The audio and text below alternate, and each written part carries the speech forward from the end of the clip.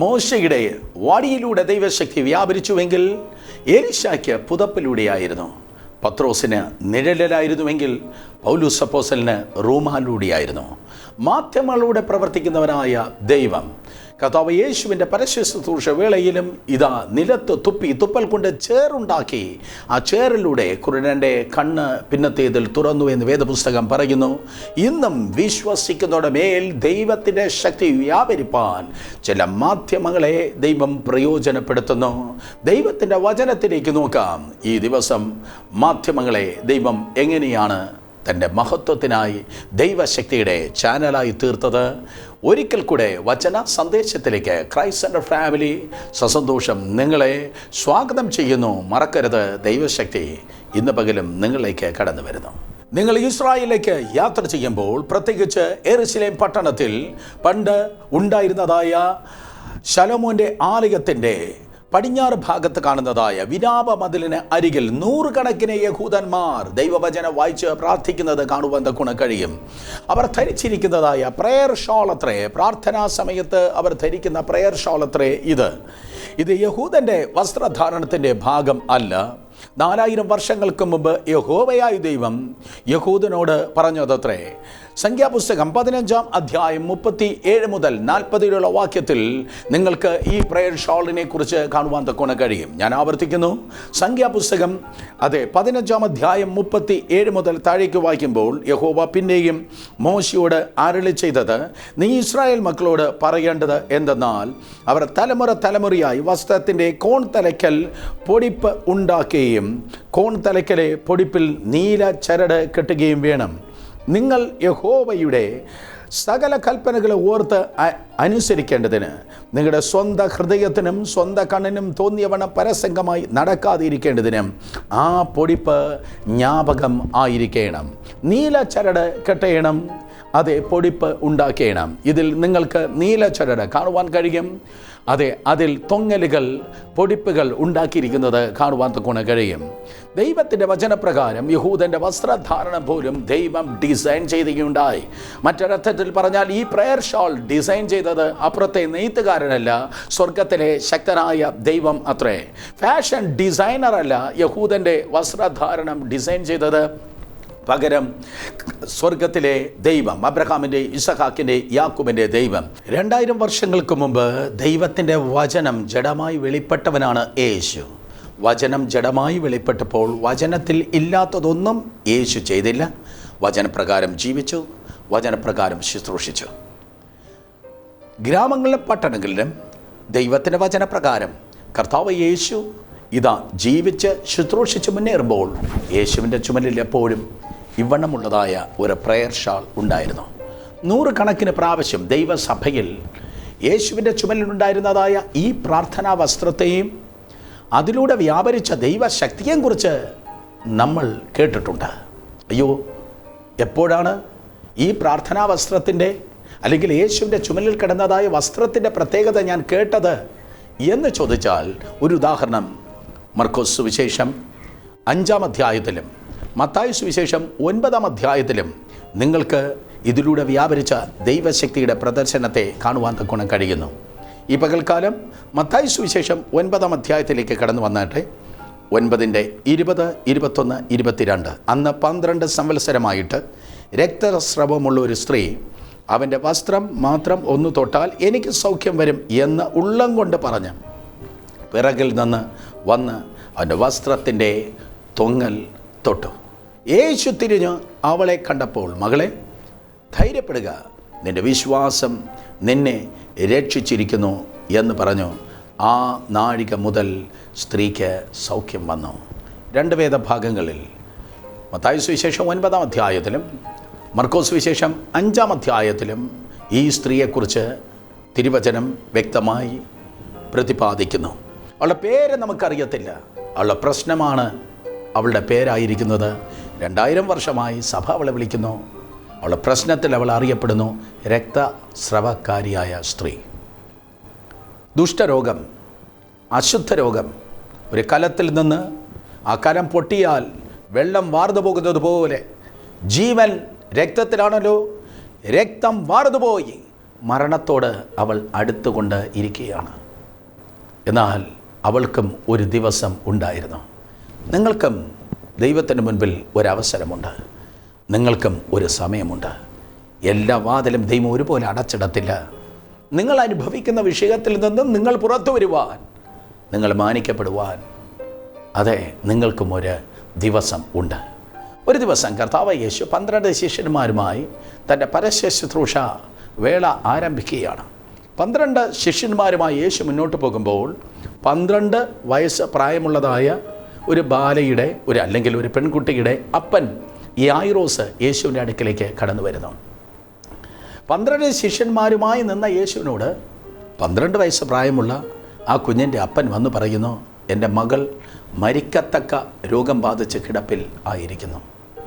യേശു പറഞ്ഞു, സാരമില്ല, ഞാൻ വീട്ടിൽ വന്ന് 12 വയസ്സ് പ്രായമുള്ള അങ്ങയുടെ മകളെ സൗഖ്യമാക്കാം എന്ന് യേശു വിചാരിച്ച് മുന്നോട്ട് പോകുമ്പോൾ 12 ശിഷ്യന്മാരുണ്ട്. 12 വയസ്സ് പ്രായമുള്ള ആ കുഞ്ഞിൻ്റെ അപ്പൻ യായിറോസും കൂടെയുണ്ട്. അപ്പോൾ ഇതാ വലിയ ജനക്കൂട്ടവുമായി യേശു മുന്നോട്ട് പോകുമ്പോൾ അന്നൊരു 12ന്റെ ദിവസമെന്ന് തോന്നുന്നു. ഇതാ 12 വർഷക്കാലമായി രക്തസ്രവമുള്ള സ്ത്രീ യേശുവിൻ്റെ അടുക്കലേക്ക് കടന്നു വരികയാണ്.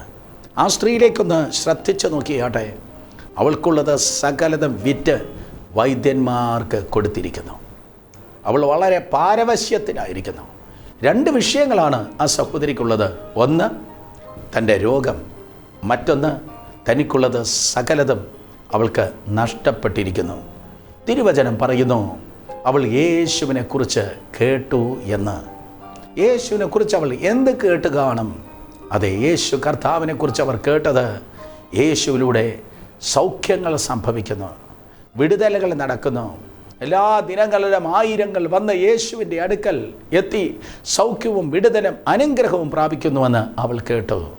റോമർ 10:17 പറയുന്നു, വിശ്വാസം കേൾവിയാലും കേൾവി ക്രിസ്തുവിൻ്റെ വചനത്താലുമാണ് വരുന്നത്. വിശ്വാസം വർദ്ധിക്കണമെങ്കിൽ ദൈവത്തിൻ്റെ വചനം കേട്ടേ പറ്റത്തുള്ളൂ. അതുകൊണ്ട് സഹോദരങ്ങളെ, വചനം കേൾക്കുക, വചനം പാടുക, വചനം പറയുക, വചനത്തിൻ്റെ അന്തരീക്ഷത്തിൽ ജീവിക്കുക. കാരണം വചനമെന്ന് പറയുന്നവൻ അത് ദൈവം തന്നെയാണ്. ഈ സഹോദരി യേശുവിനെക്കുറിച്ച് കേട്ടിട്ടാണ് അവൾ പറയുന്നത്, വസ്ത്രത്തിൻ്റെ തൊങ്ങൽ എങ്കിലും തൊട്ടാൽ എനിക്ക് സൗഖ്യം വരും. അവളുടെ അവസ്ഥ വന്ന് വളരെ പരിതാപമാണ്. ഏറ്റവും വലിയൊരു ദുഷ്ടരോഗമാണ് ഈ രക്തസ്രവം അക്കാലത്തും ഇക്കാലത്തും. പക്ഷേ അക്കാലത്ത് ഏറ്റവും വൈകൃതമായ ഒരു സമൂഹമായിരുന്നു അന്ന് ഉണ്ടായിരുന്നത്. വേദപുസ്തകം പറയുന്നു, ഇപ്രകാരമുള്ളതായ ഒരു രോഗം ഒരു സ്ത്രീക്ക് വന്നാൽ അവളെ സമൂഹത്തിൽ നിന്ന് എന്നേക്കുമായി അകറ്റി നിർത്തും. ലേവ്യ പുസ്തകം 15-ാം അധ്യായം 19 മുതൽ താഴേക്ക് നിങ്ങൾ വായിച്ചു വന്നാൽ, ഒരുവൾ രക്തസ്രവക്കാരി ആണ് എങ്കിൽ അവൾ പാർക്കുന്നതായ വീട് അശുദ്ധം, അവൾ ഇരിക്കുന്നതായ അതേ കസേര അശുദ്ധം, കിടക്കുന്ന തൻ്റെ കിടക്ക അശുദ്ധമാണ്, അവൾ സമൂഹത്തിലെ അശുദ്ധിയാണ്. 12 വർഷക്കാലമായി ഒരു വശത്ത് അവൾ രോഗിയാണ്, മറുവശത്ത് ആരും അവളോട് സംസർഗമില്ല. She was a lonely person. ആ വീട്ടിൽ അവൾ അശുദ്ധ അശുദ്ധ അശുദ്ധ എന്ന് പറഞ്ഞ് എല്ലാവരും അവളെ മാറ്റി നിർത്തുകയാണ്. പല സന്ദർഭങ്ങളിൽ ലോൺലിനെസ്, ഒറ്റപ്പെട്ട അവസ്ഥ, അയ്യോ അത് മാരകമാണ്, മരണകരമായ ദുഃഖം പോലെ അതീവ കഠിനമാണ്. ഉദാഹരണമായി സൃഷ്ടിയുടെ ആരംഭ ഭാഗങ്ങൾ നോക്കിയേ. 1-ാം ദിവസം, 2-ാം ദിവസം, 3-ാം ദിവസം, 4-ാം ദിവസം, 5 ദിവസം ദൈവം എല്ലാറ്റിനെയും സൃഷ്ടിച്ചു. ഓരോ ദിവസം സൃഷ്ടിക്കുമ്പോൾ ദൈവം പറഞ്ഞു, നന്ന് നന്ന് നന്ന്. എന്നാൽ 6-ാം ദിവസം ദൈവം മനുഷ്യനെ സൃഷ്ടിച്ചിട്ട് ഒരു കാര്യം നന്നല്ല എന്ന് ദൈവം പറഞ്ഞു. മനുഷ്യൻ ഏകനായിരിക്കുന്നത് നന്നല്ല. സൃഷ്ടിയിൽ എല്ലാം നന്നായിരിക്കുന്നു, പക്ഷെ മനുഷ്യൻ ഏകനായിരിക്കുന്നത് അത് നന്ന് അല്ല. ഈ സഹോദരി രോഗം നിമിത്തം സമൂഹത്തിൻ്റെ നടുവിൽ ഐസൊലേറ്റ് ചെയ്യപ്പെട്ടവളായി, ഏകാന്തത അനുഭവിക്കുന്നവളായി, അശുദ്ധി എന്ന മുദ്ര കൊത്തി ആ വീട്ടിൽ അവൾ തനിയാണ്. ആ ചുറ്റുപാടിൽ ആരും അവളോട് സംസാരിപ്പാനില്ല. എന്ത് കഴിച്ചെന്ന് ചോദിപ്പാൻ, എന്ത് കുടിച്ചെന്ന് ചോദിപ്പാൻ ആരുമില്ല. അവൾ ജീവനോടെ ഉണ്ടോ, മരിച്ചോ എന്ന് പോലും എത്തി നോക്കുവാൻ ആരുമില്ലാത്തതായ ഒരവസ്ഥയായിരിക്കാം. പക്ഷേ ദൈവവചനം പറയുന്നു, ആരോരുമില്ലാതെ ഒറ്റപ്പെട്ട് കിടന്ന അവൾക്കും ഒരു ദിവസം ഇതാ കടന്നു വരികയാണ്. 12 ശിഷ്യന്മാരുമായി 12 വയസ്സ് പ്രായമുള്ള ആ കുഞ്ഞിനെ, യായിറോസിൻ്റെ മകളെ എഴുന്നേൽപ്പിപ്പാൻ കർത്താവ് യേശു മുന്നോട്ട് കടന്നു പോവുകയാണ്. യേശുവിൻ്റെ അടുക്കൽ എപ്പോഴും വലിയ പുരുഷാരമുണ്ടായിരുന്നു. ഏറ്റവും വലിയ ജനക്കൂട്ടത്തെ ആകർഷിക്കുന്നവൻ അന്നും ഇന്നും യേശു തന്നെയാണ്. ആ വലിയ പുരുഷാരമായി യേശു മുന്നോട്ട് പോകുന്നു. 100 കണക്കിന് ആൾക്കാർ കർത്താവിനെ തിക്കി തിരക്കുന്നുണ്ട്. 100 കണക്കിന് ആൾക്കാർ യേശുവിനോട് ചേർന്ന് നടക്കുന്നുണ്ട്. ആ റോഡിലൂടെ തിക്കി തിരക്കി വേഗത്തിൽ ആ കുഞ്ഞിനെ സൗഖ്യമാക്കുവാൻ, യായിറോസിൻ്റെ മകൾ മരിപ്പാറായിരിക്കുന്നു, വേഗത്തിൽ പോകണം, ഒരു സെക്കൻഡ് പോലും കളയാനില്ല എന്ന് പറഞ്ഞ വേഗത്തിൽ കർത്താവ് പോവുകയാണ്. യായിറോസ് ഒരുപക്ഷെ മുന്നിൽ ഓടുകയായിരിക്കാം. യേശുവേ പെട്ടെന്ന് വാ, പെട്ടെന്ന് വാ, എൻ്റെ കുഞ്ഞിൻ്റെ ജീവൻ നഷ്ടപ്പെടുന്നു എന്ന് പറഞ്ഞ് യായിറോസ് നീട്ടിവെച്ച്, അതേ ദീർഘമേറിയ കാലുകൾ മുന്നിലേക്ക് വച്ച് അവനിതാ മുന്നോട്ട് നടക്കുകയായിരിക്കാം. യേശു മുന്നോട്ട് കടന്നു പോകുമ്പോൾ സംതിങ് ഹാപ്പൻ, ഒരു കാര്യം നടന്നു. വേദപുസ്തകം പറയുന്നു, യേശു കർത്താവിൻ്റെ വസ്ത്രത്തിൻ്റെ തൊങ്ങൽ എങ്കിലും തൊട്ടാൽ എനിക്ക് സൗഖ്യം വരും എന്ന് പറഞ്ഞ ഈ സ്ത്രീ, അവൾ തൻ്റെ വീട് വിട്ട് പുറത്തിറങ്ങി. സമൂഹം അവളോട് പറയുന്നത് എന്താ? നീ അശുദ്ധിയാണ്. പക്ഷേ സമൂഹം പറയുന്നതും നാട്ടുകാർ പറയുന്നതും ഓർത്ത് വീട്ടിനകത്തിരുന്നാൽ അവൾക്ക് വിടുതൽ കിട്ടത്തില്ല. ഈ ദിവസത്തിലും പാരമ്പര്യം പറയുന്നതും മനുഷ്യൻ പറയുന്നതും കേട്ടിരുന്നാൽ നമുക്കൊരിക്കലും വിടുതൽ കിട്ടത്തില്ല. നീ ഒരു വിടുതൽ ആഗ്രഹിക്കുന്നെങ്കിൽ, നീ ദൈവത്തിൽ നിന്ന് നന്മ ആഗ്രഹിക്കുന്നെങ്കിൽ, നീ കേൾക്കേണ്ടത് ദൈവത്തിൻ്റെ വചനമാണ്, നീ അനുസരിക്കേണ്ടതും ദൈവത്തിൻ്റെ വചനമാണ്. സമൂഹം പറയുന്നു നീ അശുദ്ധിയാണ്. മനുഷ്യർ അവളെ വിരൽ ചൂണ്ടി ഇവൾ അശുദ്ധ എന്ന് പറഞ്ഞ് അവളെ തള്ളി മാറ്റുകയാണ്. പക്ഷെ അവൾ തീരുമാനിച്ചു, ഇത് എൻ്റെ ദിവസമാണ്. ഒരുപക്ഷെ അടുത്തൊരു ദിവസം യേശു എൻ്റെ വീടിൻ്റെ മുൻപിലൂടെ കടന്നു പോകുന്നത് വരെ ഞാൻ കാത്തിരുന്നാൽ ജീവനോടെ കാണത്തില്ല. രോഗം രക്തസ്രവമാണ്, എൻ്റെ ആരോഗ്യം ചോർന്നുകൊണ്ട് ഇരിക്കുന്നു. പക്ഷെ ഞാനിതാ എഴുന്നേൽക്കുന്നു, ഞാനിതാ പുറത്ത് വരുന്നു. അടഞ്ഞ വാതിൽ തുറന്ന് അവളിതാ പുറത്തേക്ക് വന്നപ്പോൾ യേശുവിനെ ചുറ്റിപ്പറ്റി 100 കണക്കിന് ആൾക്കാർ വേഗത്തിൽ കർത്താവ് മുന്നോട്ട് പോവുകയാണ്. ഒരു ചിന്തകൻ ഇപ്രകാരമാണ് പറഞ്ഞത്, അവൾക്ക് നടന്നു വന്ന യേശുവിൻ്റെ വസ്ത്രത്തിൻ്റെ തൊങ്ങൽ തൊടുവാൻ കഴിയത്തില്ല. അതുകൊണ്ട് അവൾ എന്ത് ചെയ്ത് കാണും? ഈ പുരുഷാരത്തിൻ്റെ നടുവിൽ അവൾ ഒരു പക്ഷേ മുട്ടയിൽ എഴഞ്ഞ് കാണും, ഊളിയിട്ട് കാണും. മുട്ടയിൽ എഴഞ്ഞ് അവൾ മുന്നോട്ട് വരികയാണ്. അവൾ മുട്ടയിൽ എഴഞ്ഞ് മുന്നേക്ക് കടന്നു വരുമ്പോൾ വേഗത്തിൽ നടക്കുന്നതായ പുരുഷാരത്തിൻ്റെ ജനത്തിൻ്റെ പാദങ്ങൾ അവളുടെ കയ്യിൽ അത് ഞെരിഞ്ഞമർന്ന് കാണും. ആരൊക്കെയോ അവളെ ചവിട്ടി, മറ്റു ചിലർ തൊഴിച്ചു, വേറെ ചിലർ ആക്രോശിച്ചു. അവളുടെ അവസ്ഥ അറിയാമെന്നുള്ള, രക്തസ്രവക്കാരി എന്നറിയാമെന്നുള്ള ആരോ അവളെ പരിഹസിച്ചു. പക്ഷെ മനുഷ്യൻ്റെ കുത്തുവാക്കുകളും തുറിച്ചുനോട്ടങ്ങളും അവളെ യേശുവിൽ നിന്ന് അകറ്റിയതേ ഇല്ല. അവൾക്കൊരു ലക്ഷ്യമുണ്ടായിരുന്നു, അവൻ്റെ വസ്ത്രത്തിൻ്റെ തൊങ്ങൽ, അവൻ്റെ വസ്ത്രത്തിൻ്റെ തൊങ്ങൽ. ദൈവം നിങ്ങൾക്കൊരു ലക്ഷ്യം തന്നിട്ടുണ്ടെങ്കിൽ, ഒരു വിഷൻ, ഒരു ദർശനം തന്നിട്ടുണ്ടെങ്കിൽ, ഒരുത്തരം ആ ദർശനങ്ങളിൽ നിന്ന് നിങ്ങളെ പിന്തിരിപ്പിക്കല്ല.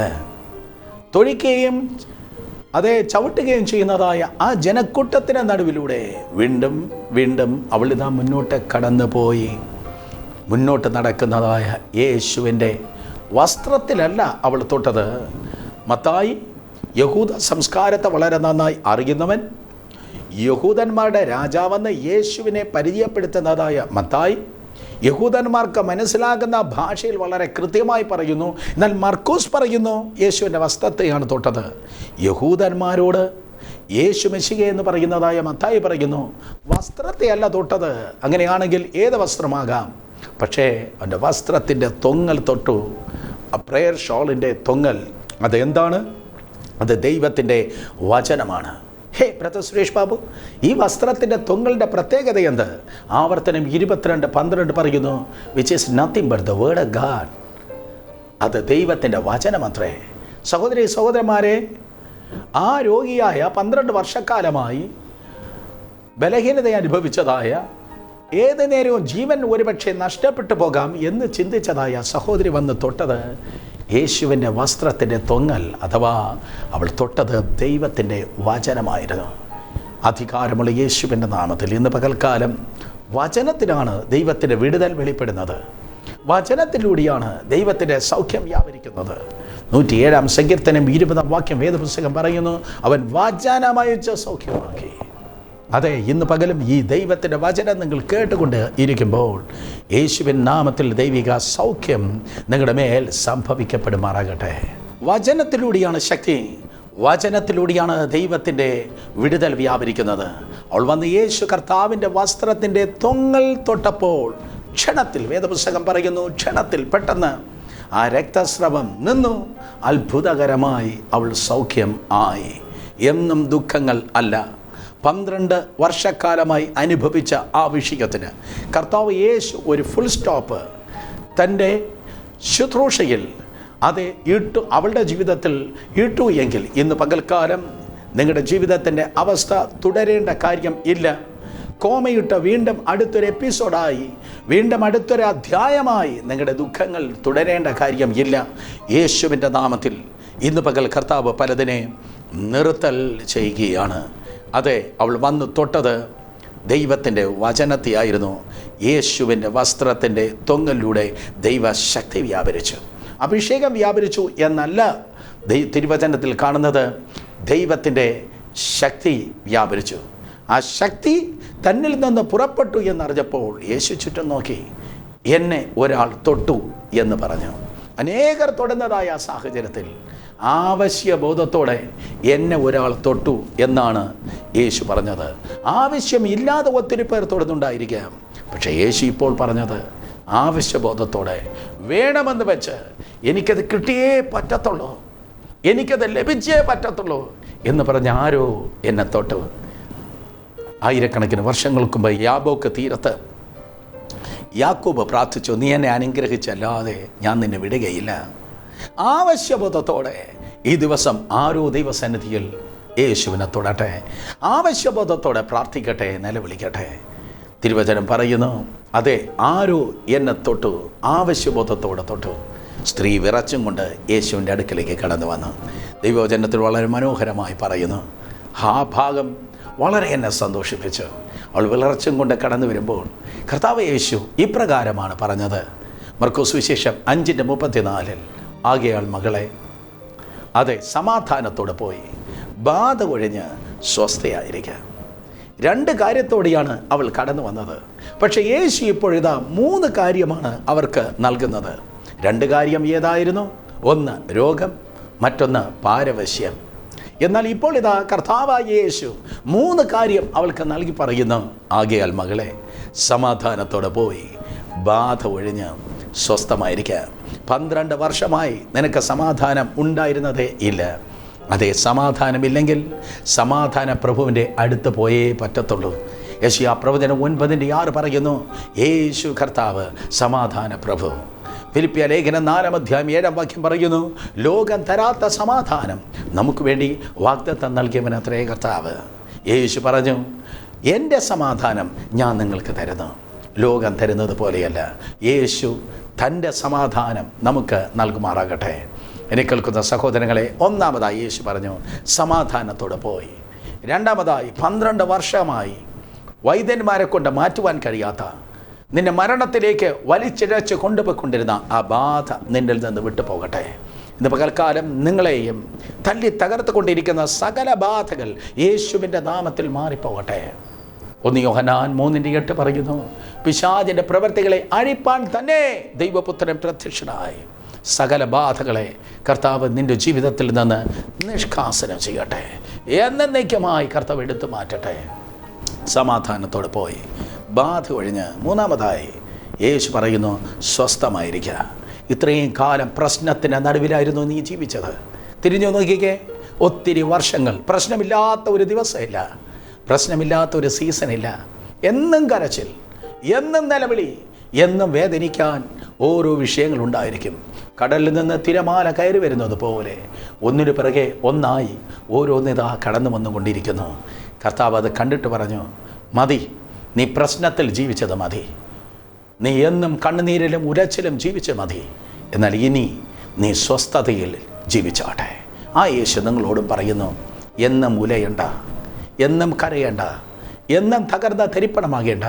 ഇനിയൊരു സ്വസ്ഥതയുടെ അന്തരീക്ഷം ഞാൻ നിൻ്റെ ജീവിതത്തിൽ നൽകുമാറാകട്ടെ. വസ്ത്രത്തിൻ്റെ തൊങ്ങൽ തൊട്ടപ്പോൾ വ്യാപരിച്ച ദൈവത്തിൻ്റെ സൗഖ്യത്തിൻ്റെ ശക്തി ഇന്ന് പകൽ വിശ്വസിച്ച് പ്രാർത്ഥിക്കുന്ന നിങ്ങളുടെ മേലും ഇതാ വ്യാപരിക്കുന്നു. യേശു നിങ്ങളെ സൗഖ്യമാക്കുന്നു. യേശു നിങ്ങൾക്ക് സമാധാനം നൽകുന്നു. യേശു നിങ്ങളുടെ ജീവിതത്തിൽ സ്വസ്ഥത നൽകുന്നു.